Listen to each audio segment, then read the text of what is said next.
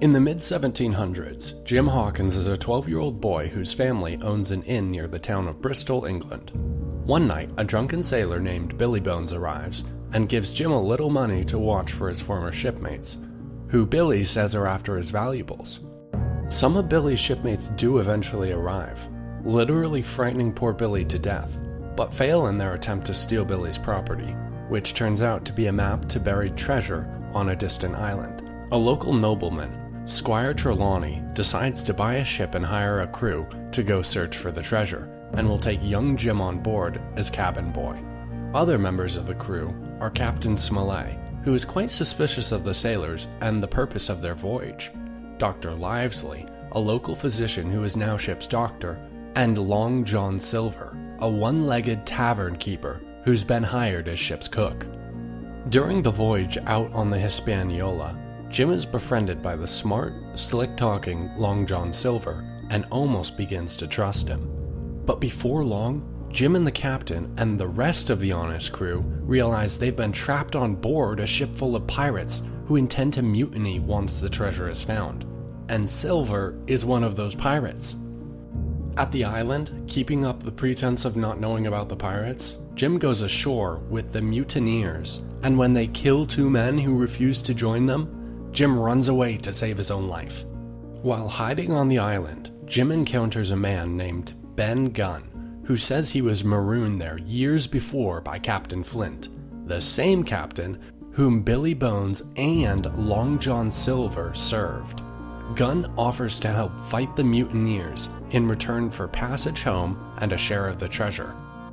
Trelawney, Smollett, and Livesey are forced to abandon ship and hide out in an island fortress with Jim and Ben. The mutineers then hoist the pirates' flag, the white skull and crossbones on a black background, sometimes called the Jolly Roger, over the Hispaniola. After the pirates fire on the fortress, Long John Silver approaches it under a flag of truce and demands their surrender. Captain Smollett refuses, and the pirates attack again, wounding Smollett and continuing the siege.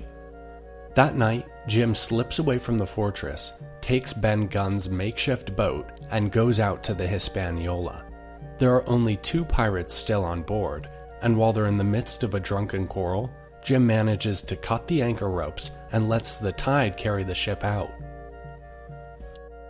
But the exhausted Jim falls asleep in the little boat, and it also drifts out with the tide and with the ship. Jim gets back on board and finds that one pirate has killed the other during their fight.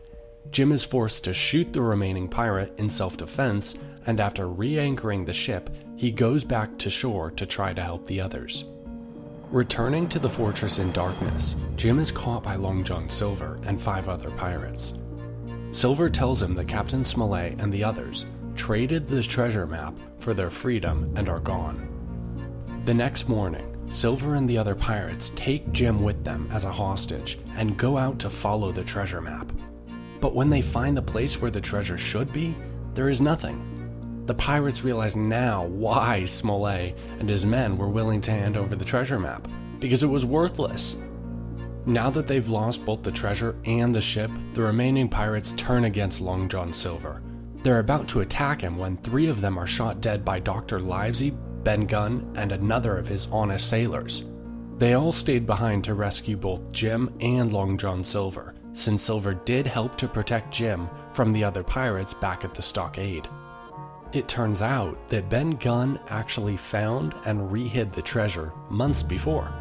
After abandoning the remaining mutineers on the island, Gunn, Jim, and the others take the treasure on board the Hispaniola and set sail for home. At the first port of call, Long John Silver steals some of the valuables and jumps ship, getting away clean. But the rest return to Bristol, where they divide up the treasure and make the decision never to follow treasure maps again. Treasure Island is largely an exciting and straightforward adventure tale, though it is also a coming-of-age story for Jim Hawkins. He is tested in every way by the quest to find treasure in exotic places, while also encountering danger at nearly every turn. It is a simple metaphor for a boy becoming a man.